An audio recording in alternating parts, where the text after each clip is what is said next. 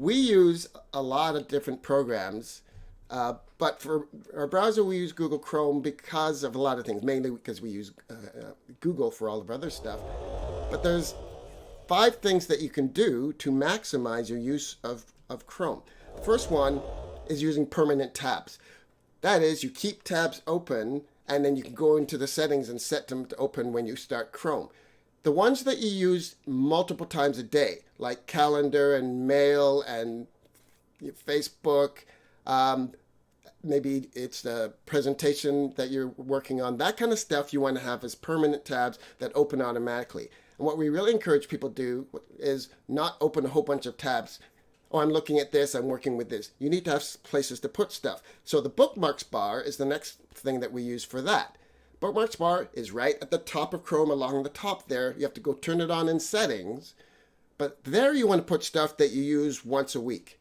The idea is to have any information that you need a maximum of 2 clicks away.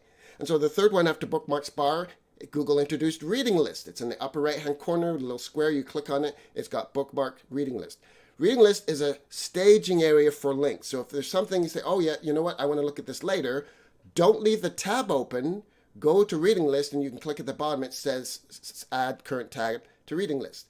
It is a staging area, so you want to make sure you get rid of them. Now that goes to maybe a permanent place or somewhere else that you're looking at.